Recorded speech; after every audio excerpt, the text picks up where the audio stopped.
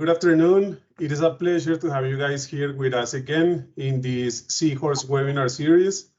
Today, we have a very interesting topic. We are talking about ESG and its importance in the finance industry. We are talking with Isaac Correa. He is an ESG expert with over 10 years of experience in the financial and retail sector. Today's presentation is going to be about ESG integration in risk management. We are very happy to have you here with us, Isaac. I know we've been working together for the last few weeks on this, and I'm very much looking forward to see the webinar. Thank you very much, Juan. I hope that this webinar is very instructive, not only for us, but also for the participants over here. And thank you very much for having me here. So let's begin right away for us to size this time as much as possible. So welcome everyone to today's webinar. As Juan was very much stating previously, today's webinar is going to be related to ESG integration in risk management, and especially the objective of this webinar is to define what is ESG, why is it relevant for risk management, and particularly to give a brief overview over this integration of ESG factors within the financial sector. So I hope that there is like this kind of conversational approach to this, and that this webinar can be very, very useful for your everyday operations.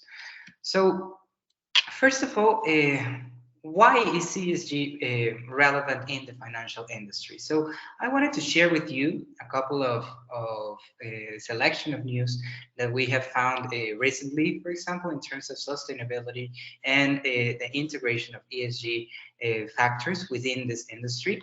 And I would like to begin by pointing out that ESG factors are no longer, let's say, optional in terms of being taken into consideration, but there is rather a mounting, let's say, tendency and amount of both regulation and interest from different groups, different stakeholders that are usually related to the way that the financial professionals and the banking industry, for example, credit unions, and so on and so forth, are also generating value. So we have a couple of examples over here, both positive and negative. For example, we have the first option over here that was from the Financial Times, where we see how, for example, U.S. Republicans pull basically $1 billion from BlackRock over ESG investing concerns. And basically, as there is this kind of selection and different strategies in terms of integrating ESG within risk management and within the operations of finance, there is also this, let's say, kind of pushback in terms of some industries that require like further acceleration in terms of climate change or in terms of several other dimensions that usually receive this kind of pushback from not wanting to do this, or not at least in the same, for example, speed as the market is pretty much demanding. So this is one of the examples that we have over here. Then there is this article that is very much saying that sustainability in a global transaction banking is now a market imperative. And not only because, for example, this can like very much unlock some possibilities and some opportunities in terms of better conditions for acquiring a credit, or even avoid, for example, some kind of let's say regulations, or fulfill those regulations in a better way, but also because this is something that is becoming much more of an importance for the clients that we have, and the clients that we are pretty much trying to service, even from our fiduciary duty, or for this kind of imperatives that begin to take much more of an approach within our everyday operations. Then we have these other two examples. The first one saying that investments of over 270 trillion are needed to meet net zero targets. And this is pretty much an estimate or a study that is provided by the World Economic Forum and like some other, let's say, companies, in which we are trying also to estimate the potential and the relevance that we as let's say a financial sector have in order to try to generate this kind of transitions. In fact, for example, as the Conference of Parties of the United Nations is happening right away in terms of climate change and so on, this is actually a very relevant topic, because not only is it that companies or even entrepreneurs or different, let's say, clients that we may have are interested in sustainability, but that we also have, let's say, this kind of responsibility in terms of how to finance in the best way this transition towards the incorporation of ESG factors, but also how can we generate profit and generate value through financing this kind of positions. So that is also a relevant issue. And finally, the last example that we have is precisely how the financial sector, for example, is facing systemic change within a decade, driven by ESG. And not only, let's say, ESG encompasses this part of environmental issues, but we have to also consider that these social and governance issues are also taking a growing, let's say, space within this industry and within the possibility that we have to keep on making business through these different dimensions. And this leads to the very basic definition of what is ESG. So in order to try to provide you with a little bit of context of how do we come to ESG, the first definition is that ESG accounts for this environmental, social, and governance factors that have to be factored in within investment criteria, within credit loans, or within even the risk management that we have through our different operations. And a little bit of the history of how do we get ESG nowadays and why is it becoming mainstream is going to be pretty much related to how do we understand business in the first place. We should be pretty much starting as to define what is business as usual, in terms of saying that usually we tend to see business as only generating, for example, or only having the objective of the main objective to generate revenue to the shareholders. So that was initially, let's say, this kind of idea of modern business and how do we get to this, let's say, globalization and so on, and the expansion of this paradigm that business is actually meant to generate value, and that this value should be pretty much separated and pretty much like developed for the shareholders that have pretty much invested this capital through the different businesses. So that is pretty much the traditional conception of business. And then we move to the second stage that is usually talking about philanthropy. So philanthropy is going to trying to change a little bit this perspective in terms of, well, yes, we're generating this economic value mainly for our shareholders, but usually out of some persons that are within the organization, they begin to say, well, I want to share this value generation to other, let's say, organizations or to this specific cause.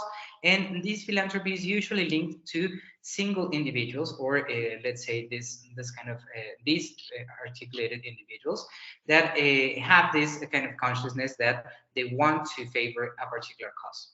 Then we move to strategic philanthropy, for example, where by saying that strategic philanthropy is let's say like this kind of evolution of philanthropy, what we mean is that it is no longer going to be dependent on a single individual and the goodwill of that that person or that group of persons, but it is also going to be talking about the strategy that these causes may have to, for example, the business that is being conducted. So an example of this would be, instead of, for example, if we are a financial company that is close to the community, such as, I don't know, community banks are currently, instead of saying, well, my cost is going to be, I don't know, to do reforestation when we are, for example, I don't know, an area that usually or traditionally has a lot of forest or does not have this kind of issue. But my personal cost, for example, is to generate this kind of reforestation. So that would be a philanthropy. But if instead of that I do a social analysis and I understand, for example, that the access of women to different credits can actually foster this kind of equality or gender equality in a larger scale, not only because it allows, for example, for women to have much more impact within their communities, but also because they can pretty much understand their own needs in a different way, then that becomes a strategic philanthropy. And that is going to be, for example, if I develop a particular like approach of loans for women that are interested in this entrepreneurship pathways and so on, then this strategic philanthropy is going to be very relevant, because not only am I, let's say, doing this in order to favor a particular cause, but it can actually be related to the core of my business. Okay, and then we move to corporate social responsibility when we begin to understand these dimensions of ESG and environmental, social, and governance. Not only look at one side of, for example, this kind of philanthropy, but also in trying to, let's say, align this and begin to generate let's say, a culture that, even though it is not going to be the main, let's say, purpose or the main way in which the business is operating, it is actually going to be quite linked to the possibilities that I have to generate this social license to operate and so on. And finally, the last stage of this would be how to move from this to establish these ESG factors within the core of our business, or within the core of the things that we do, and even the culture of our companies. So in that sense, for example, sustainability and ESG become not only a way to generate this added value, not only economic value, but in terms of environment, in terms of this social development, and even in terms, for example, of doing things right, in terms of what is governance. And this can and has the possibility to generate these possible outcomes. So this sustainability and ESG is pretty much aligned to the capability that we have to achieve sustainable development, as let's say, understood like more widely, right? So we should be pretty much talking about sustainable development as the development that meets the needs of the present without compromising the ability of future generations to meet their own needs. This means that this definition that was outlined in Our Common Future, in this famous report, is not only about, let's say, meeting these needs that we have, and even generating this economic value that we were pretty much pursuing in business as usual, but how do we generate this kind of value, and not only like for the shareholders, but to a wider array of people that may be related to our own operations. So that is pretty much this kind of overview of these ESG dimensions. And this leads to another question, that is, what is the meaning of sustainability and ESG for your company?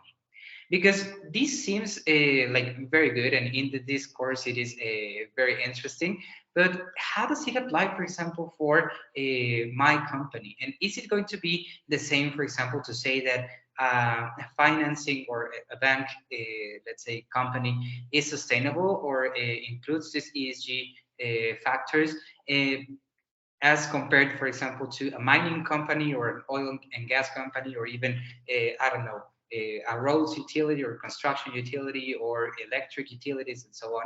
So we have different sectors and different meanings for sustainability, because this sustainability is actually going to be trying to approach the needs that we have for different industries at a different pace. And there is not going to be the same, let's say, weight that a particular topic has for one industry or another, right? So this leads us to a concept that is called materiality, okay? And when we talk about materiality, this is going to be, let's say, a concept to try to illustrate which are the most relevant topics for us to identify and for us to focus what sustainability means by industry, but also what it means for my own company, right?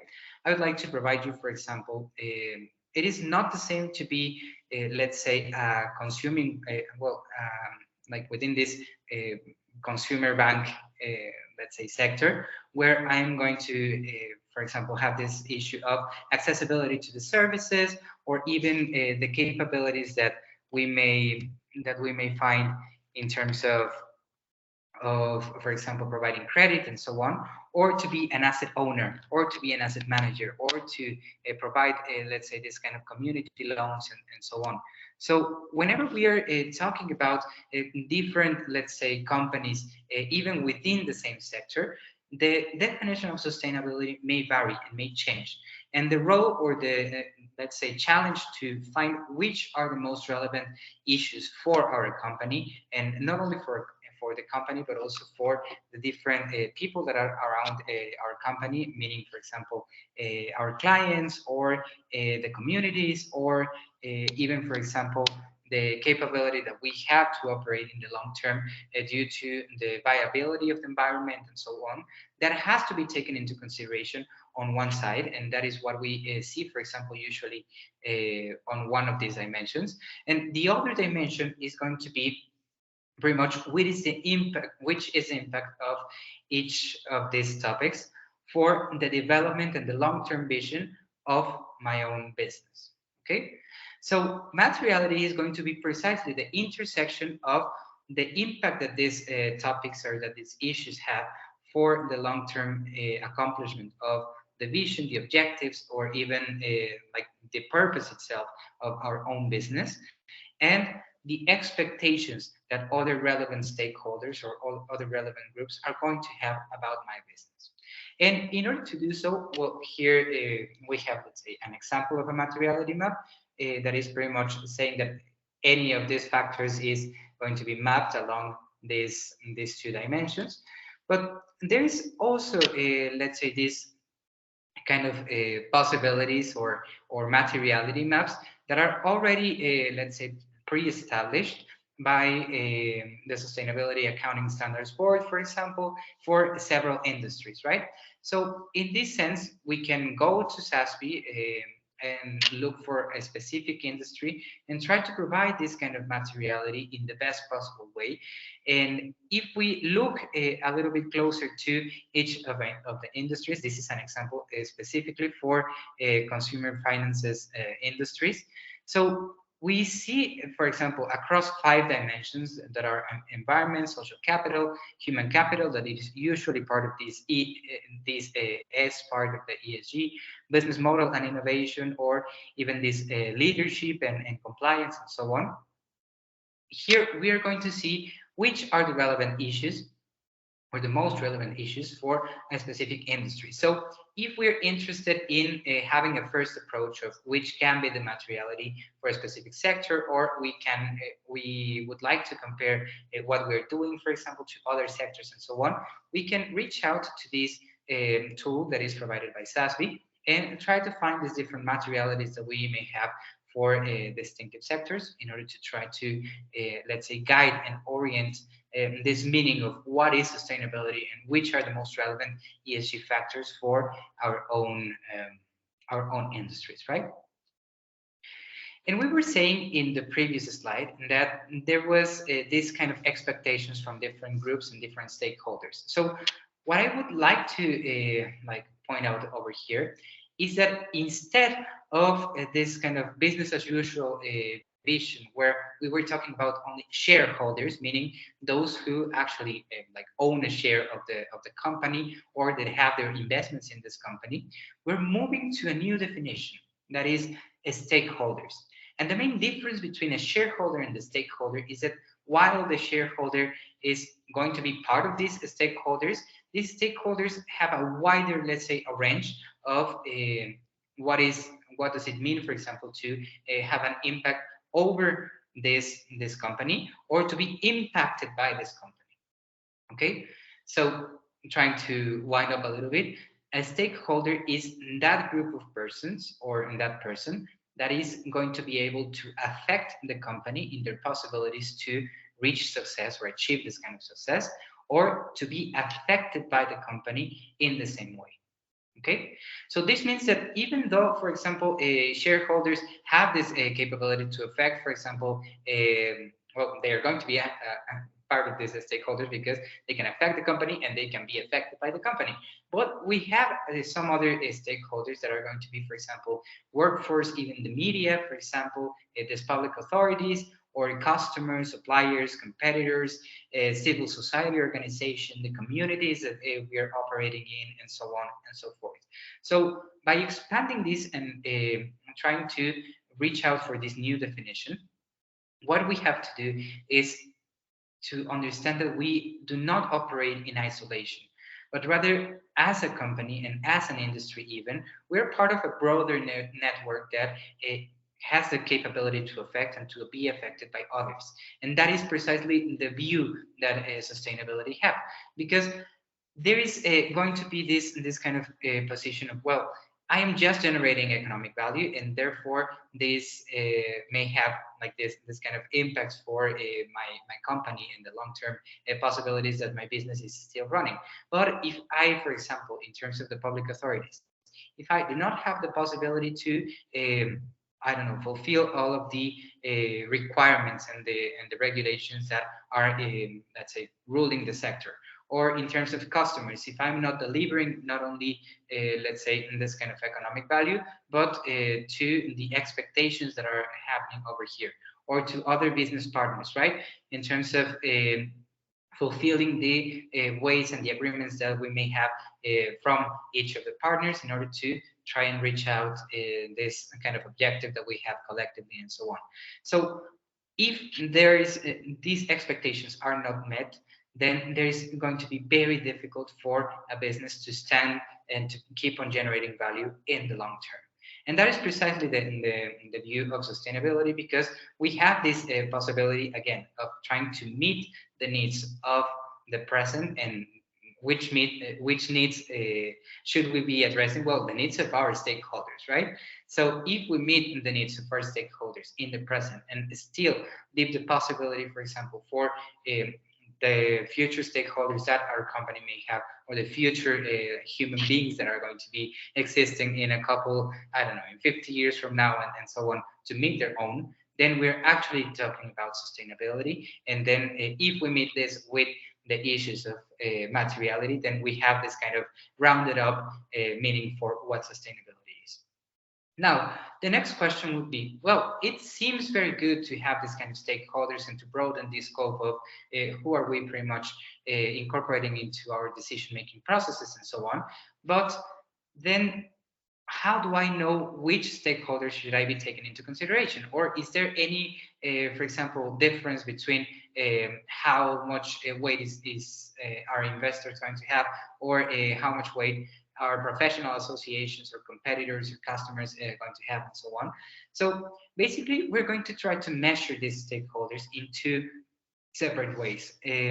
First, to identify the power that they have over the company, but also the power that the company has over them. That is going to be very relevant to try to see these two sides. And on the other side, we're going to have the interest that they have on the company. And this interest can be either because they have their own interest, let's say, compromised by the company, or they are pretty much investing in them, or so on, or because the activities that the company is doing can actually affect them in a way that is not traditionally, let's say, measured in this kind of economic way, right? And by doing this, we get, let's say, four possibilities. The ones that have a high power and high interest, we should manage them closely and try to build this kind of relationships in an engagement that can be, let's say, with this long-term scope. If they have high power and low interest, it is just a matter of keeping satisfied. If they have high interest and a low power, just keeping them informed of what is happening. And if they have low power and low interest, then we should pretty much be providing this kind of minimum effort in terms of monitoring what is happening, but like just try to keep up this kind of let's say, possibility of evaluation if they move from one quadrant to another, or if we should pretty much shift in this kind of strategy. So this is also a matter of how do we not only define sustainability, that was the first question we answered, but also how do we manage this closely, and with whom are we going to manage this closely in order to build in this kind of society. Okay, and that is precisely the next step, because whenever we're talking about sustainability, and especially from the financial sector, we should pretty much be establishing that ESG is not something isolated, right? We were saying that we want ESG to be part of the organizational culture that we are living in our everyday lives, but also we want ESG to actually have this kind of strategic impact in terms of which factors are we considering to pretty much promote this new vision of what does making business mean, and how can we pretty much manage this in a, let's say, way that allows us to improve in a continuous way. So this is a strategic impact that we are promoting over here. We see each of the components, for example, in terms of E, S, and G, and a little bit of the message that I want to convey over here is to look closely at how ESG, for example, can be part of credit risk factors, how to, for example, use this in terms of assessment and integration, and finally, like how to build this new perception of what does risk assessment means for credit, but even for investments, for example, for us within the financial industry, right? So whenever we're talking about this ESG risk, credit risk factors on the environmental side, we can begin to talk about, for example, these greenhouse gas emissions, the possibilities to have this kind of pollution and waste, for example, the impacts that it may have to the natural capital in terms of biodiversity, in terms of the accessibility of water, or even the land use, and even the natural conditions, right?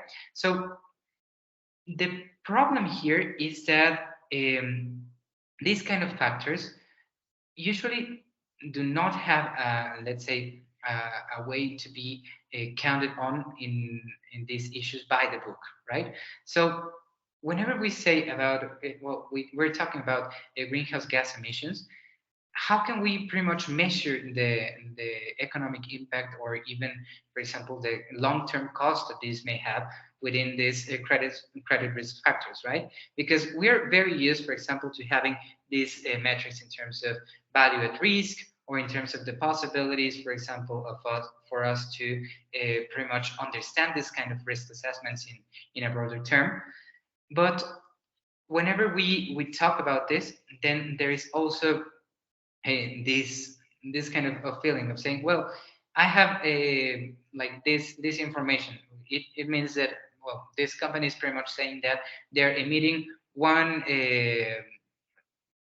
CO2 equivalent ton by per year. What does that mean? Is that a lot? Does that mean that I am very much exposed by this kind of investment? Or, for example, this in the credit risk assessment, what does it mean, for example, that this, if I want to lend or to open a credit line for the building, or for building this near this shore, that I know that, for example, has significant climate risks in a physical way, because there has been, I don't know, an increasing amount of events where hurricanes or this kind of typhoons or whatever are pretty much hitting in a higher way, or with a higher impact in this part. So what does it mean for me when taking this kind of risk factors into consideration? And that is why we should pretty much be moving for, pretty much, first, try to identify this materiality assessment, meaning what is relevant for each of the sectors where we are participating. But not only that, but also, for example, the possible, let's say, risks that we're facing through these financial terms, in terms of value at risk, in terms of the possibility of default or the probability of default, and so on. And that is a very relevant, let's say, thing to be understanding within the sector.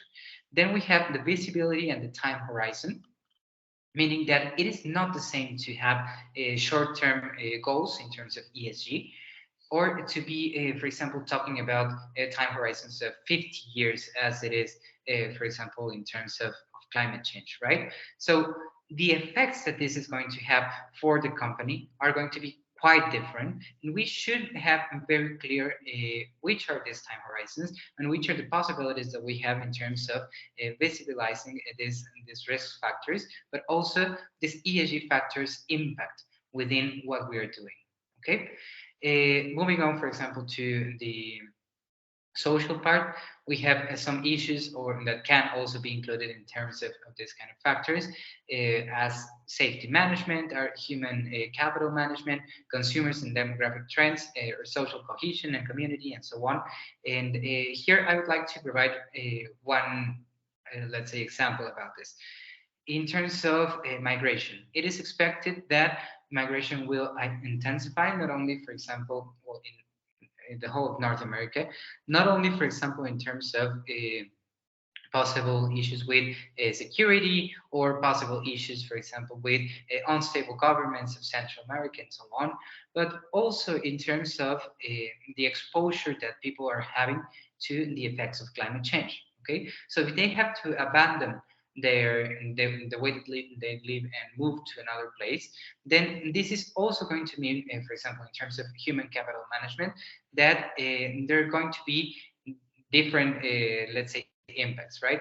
From the communities that they are moving from, then there's going to be this scarcity of human capital, or the possibility to find people, or to keep on, let's say, working on these particular issues, is going to be much more different than it is today. And for the communities that are receiving these people, then there is going to be also this kind of over, let's say, overshoot in the let's say, offer in this market for employment and so on, and therefore, for example, generating different effects in terms of the wages, in terms of the occupation rates, and in terms of the possibilities that they have to attend or to meet, for example, all of the needs that may be established for different business. So this is also an example of this kind of factors. And finally, for the part of governance, and I want to take a couple of minutes here, because when we talk about governance, it is pretty much understood as trying to be as transparent as possible, and to try to incorporate the best practices on how to take decisions with this kind of sustained base within the company. Okay, so it is not going to be the same to have just one person like making all of these kind of decisions, or to actually have a strong, let's say, system of questioning this kind of decisions, or a diverse way of understanding different interests that may be at stake, or different possibilities that we can actually have in order to provide this kind of regulatory processes and so on. So governance, a strong governance, is going to be the base actually for not only managing the business in the long term, but also to have the possibility to provide this kind of diversity, and to generate the resilience that we need in order to assess these new kind of challenges that we have. Okay, and in this particular model that, for example, are pretty much related to the example of S&P Global Market Intelligence, this can be integrated into a credit risk assessment in terms of first identifying which are the profiles for business risk that we are interested into, in terms of what is a country's risk, what is the industry's risk, what is the competitive position that we may have, and so on. Then the financial risk profile, in terms of the cash flows, the leverage that we may have when providing this kind of credits, and finally the modifiers in terms of management and governance. Okay, and before moving to the next question, I would also like to say that this, let's say, problem that we have in terms of the information, and the problem that we have in terms of how to identify the impact that it may have to our own business, is going to be very, very relevant, because as we provide this kind of strategic impact, then we're going to be dealing with externalities on one side, in terms of, for example, effects and possibilities that are or well, this kind of issues that are usually not accounted in an economic way. And on the other side, we are also going to be dealing with a lot of information that may be lacking. And if we are, for example, beginning this journey to trying to incorporate ESG, this may seem like a very big challenge because even for my own company, I may not have, for example, the possibilities or the indicators or the KPIs that I actually need in order to try to figure out where am I standing in the first place.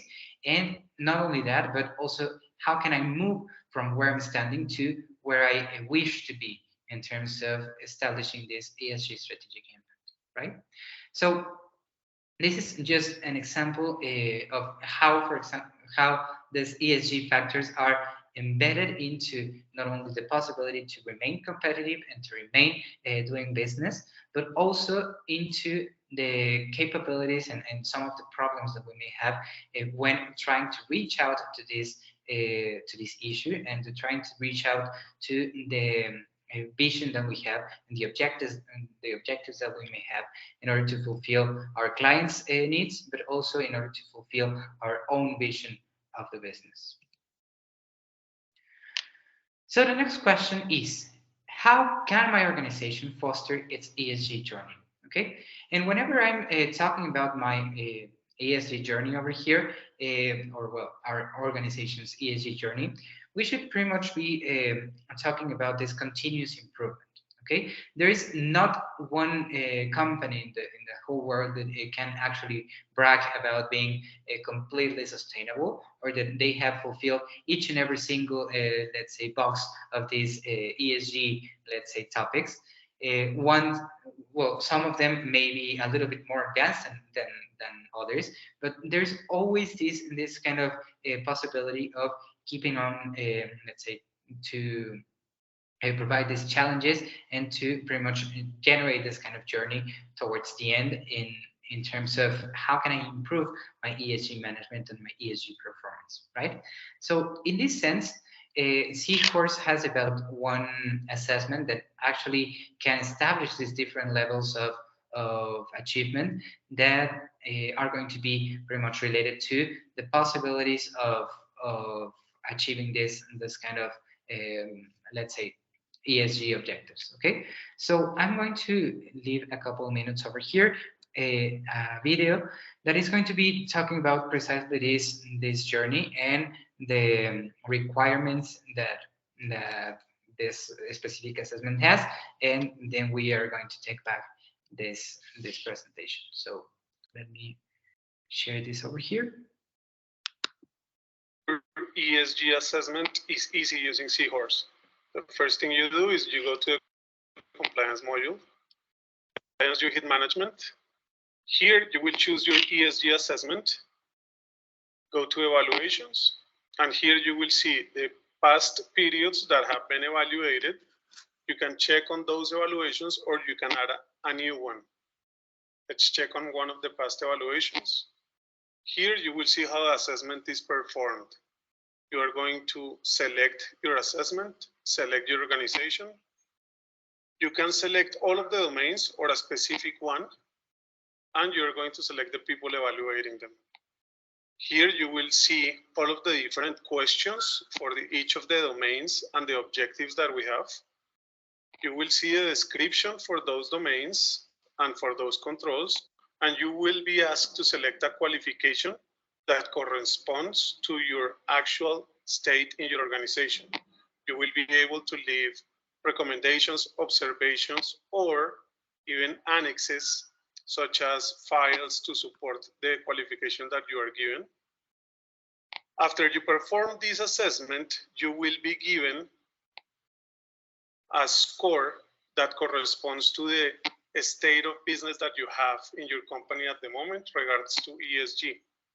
You can also go and see the reports. You select, once again, you select your ESG assessment.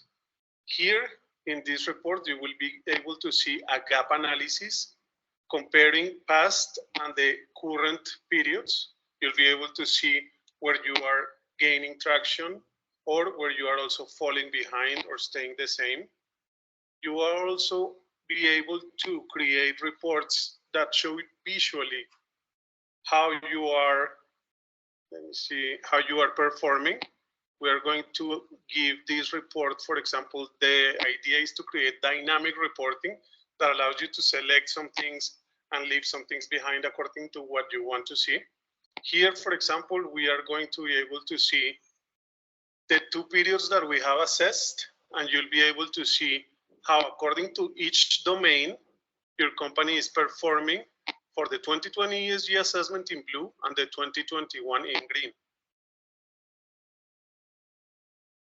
Perfect. So basically, this tool that has been developed by Seahorse has the objective to help you to understand where you're standing in terms of ESG, but also to be used as this continuous improvement.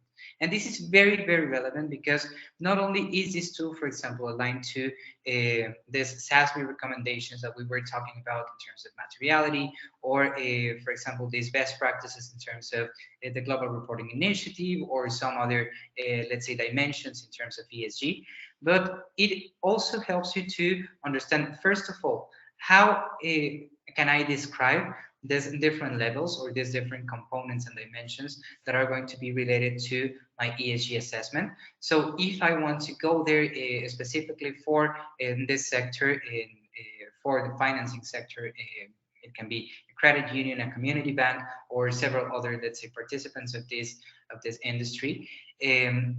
This is going to be created specifically for the industry and also allow us to track back in a very visual way and in a very clear way the possibilities that we have in order to move from one, let's say, result to another. And this kind of gap analysis and the changes that we may have from one moment to the next one, and for example, even to generate this as a benchmark in terms of saying, well, I am a company, for example, that is merely beginning to like trying to understand these ESG issues or trying to incorporate these ESG issues. So where am I today? Where are the capabilities? And this is something very relevant because there is not such thing as a company that is starting brand new in these issues.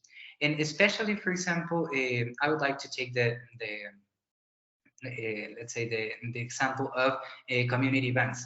For example, there are some community banks that have this social mandate since even before all of these ESG, let's say, issues was even let's say part of this kind of mainstream.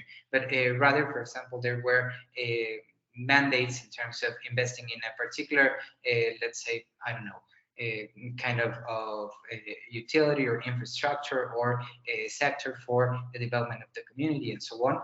And that, for example, even though it's not labeled yet as ESG, can actually also, let's say, help inform and help be transformed easily into this new ESG culture, this new sustainability culture. And this happens not only for this specific example, this happens for most of the companies where, for example, in terms of the benefits that the workers are receiving, or in terms of, for example, these issues of environmental efficiency or the use of resources that not only provide, for example, business benefits, because these kind of resources are managed more in a better way, but there is this possibility also to generate this, let's say, long-term issues about how to best incorporate the dimensions that we are very much establishing here into our own into the own possibilities that we have to keep on developing and to, let's say, incorporate them into these best practices of ESG management. ESG asset. And the next question that we have is, well, we have already performed, for example, this assessment in Seahorse, and I already have, let's say, the possibility to say, well, this is at the point that we are pretty much starting. But how can we keep on track, or how can we best assess if we are reaching this ESG performance that is going to be able to improve my organization's maturity level? So we were saying that there is this kind of gap analysis, but then the other thing is, well, okay, perfect. This is how I have been moving through the years. But how can I keep on track that I am actually like trying to reach out these objectives and these targets that I have set for my own organization? So we're going to see another video over here that is going to be talking about these kind of specific indicators.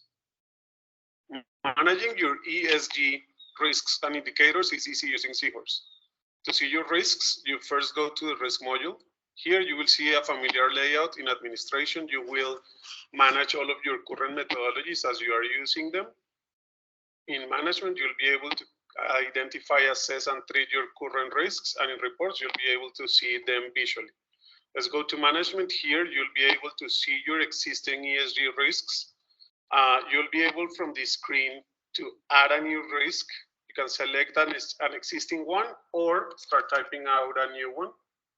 You will be able to identify which class does it belong to, environmental, social governance, the factors, linked assets, existing controls, etc. You can also from this screen go to assessments and give this risk the specific inherent or residual assessment.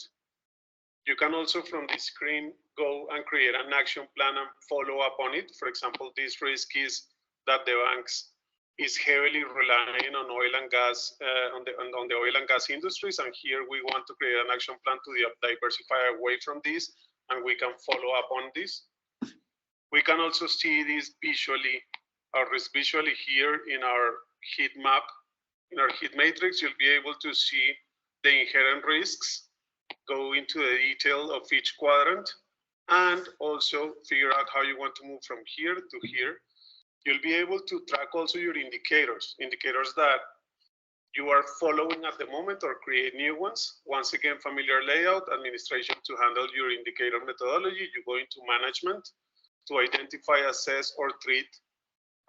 You'll be able to create new indicators from this screen or check out on an existing one. For example, this one is we want to decrease our total greenhouse gas emissions that we are financing through our portfolio of products. So we are tracking this, and I'm going to show you how this looks when we are creating our reports. Our ESG indicators, you can follow them here in the detail. You'll be able to see through the first 3 quarters of 2022. In the first one, we decreased on 20% quarter over quarter. This is for, remember, financed greenhouse emissions. 20% decrease along the first quarter, 15.25 on the second quarter, and 21 on the last quarter.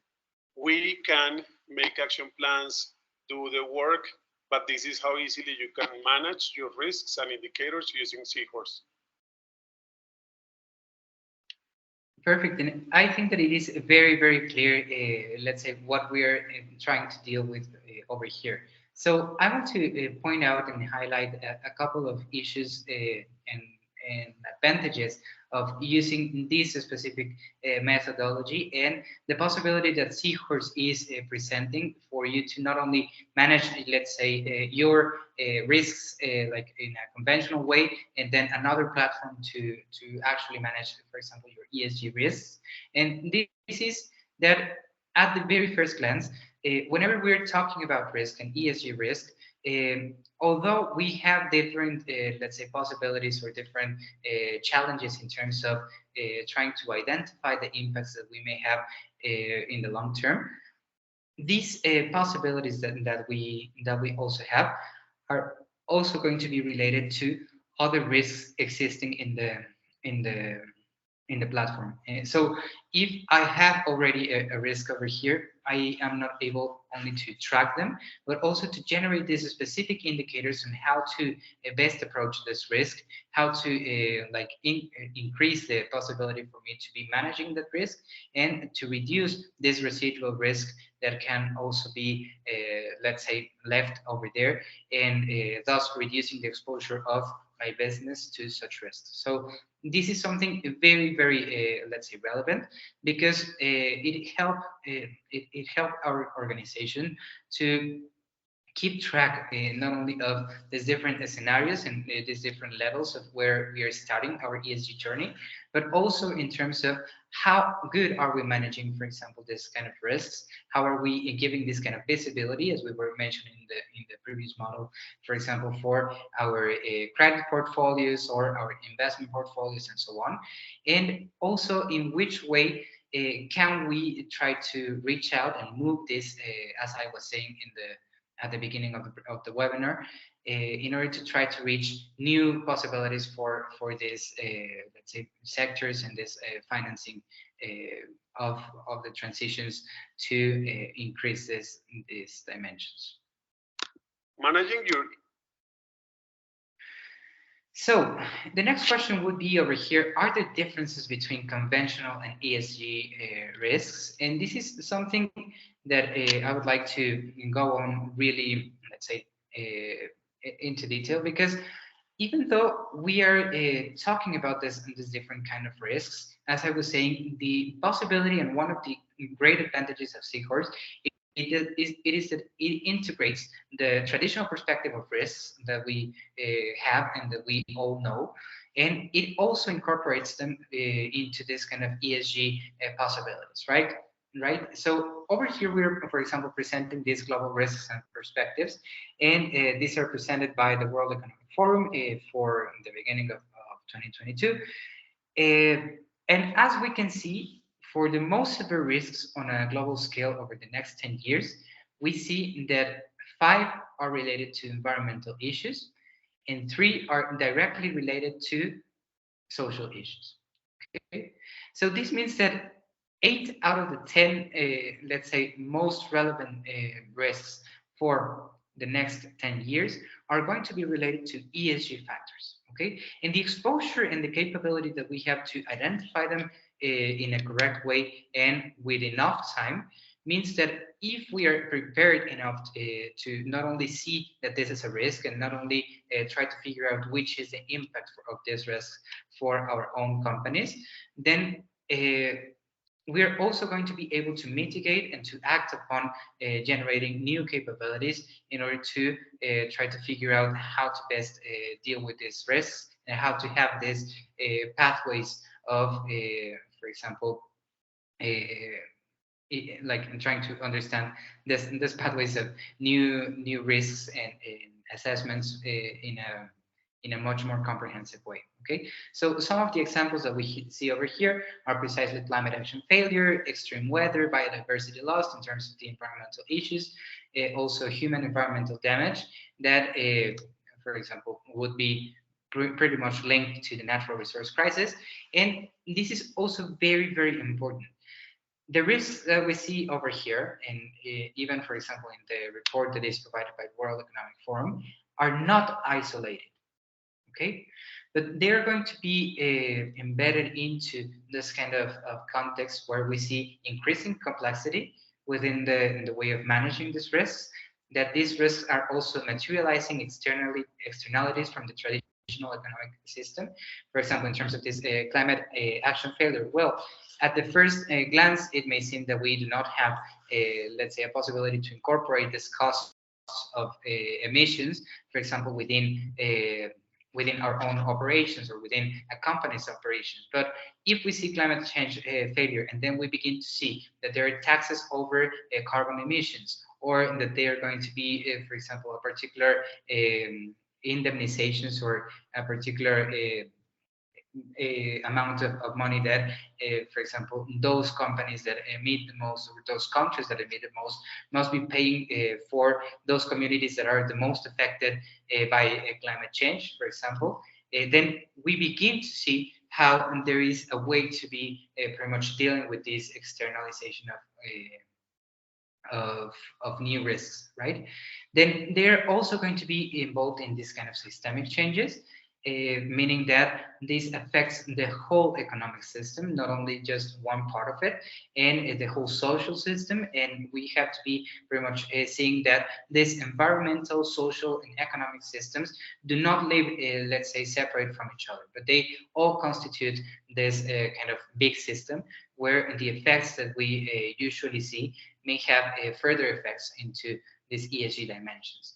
And finally, the role of collective action in terms of not only, let's say, individuals, but also in terms of how do we move as industries, or how do we move as companies in order to try to reach out these issues of sustainability that we have been dealing with for a long time.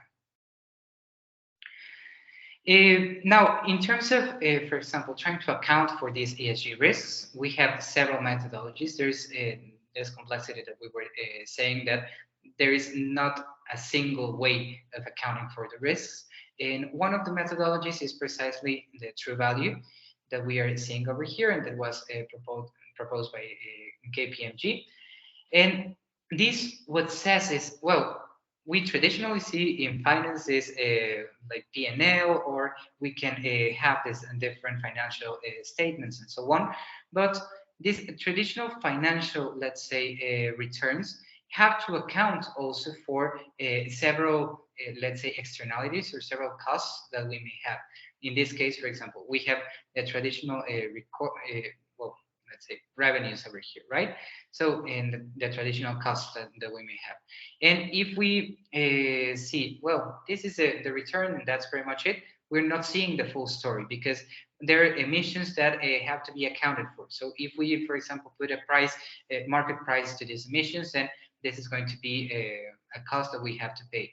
Then there is, for example, this part of the resource use and the scarcity of a particular material. So in order to recover this material, in order to, let's say, try to figure out this kind of circular economy, then there is going to be a cost in order for us to pretty much recover that particular material. There's this energy use, right? So there's expected increases, for example, in the cost of extracting fossil fuels versus some other renewable energy. So that is a cost that I'm accounting over here. Then there is a conflict, for example, in terms of this mineral risk and so on. So if the communities that we are pretty much extracting these materials in this, for example, for batteries, right, or lithium or whatever, begin to have these problems in terms of social conflict and so on, the way of managing not only those conflicts and in the community, but also in terms of security, that can be pretty much included. Local pollution. So it is not only, for example, in terms of recovering, but also the pollution that we are generating in terms of water, in terms of so on and so forth. Technologies to be less noisy and so on.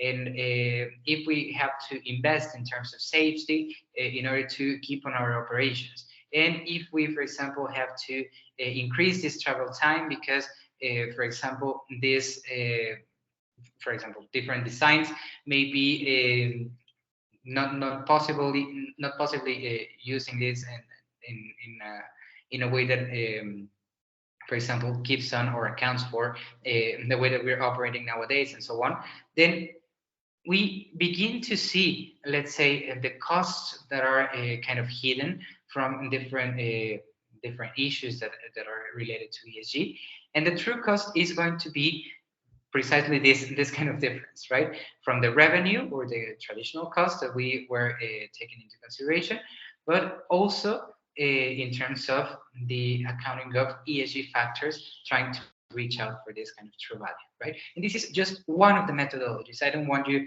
to leave here like with the image that this is the only methodology, but it actually helps us to understand this new, let's say, perspective of trying to incorporate ESG factors. And finally, which are some of these kind of next steps to incorporate ESG into your risk management systems and into the way that you are understanding risks? First, we have to generate this kind of roadmap towards identifying priorities of ESG assessment. And this can be done by establishing first, what does it mean, for example, for you to be sustainable, or what does ESG, which of these, let's say, ESG topics apply the best for your company, and this is done through materiality assessments and so on.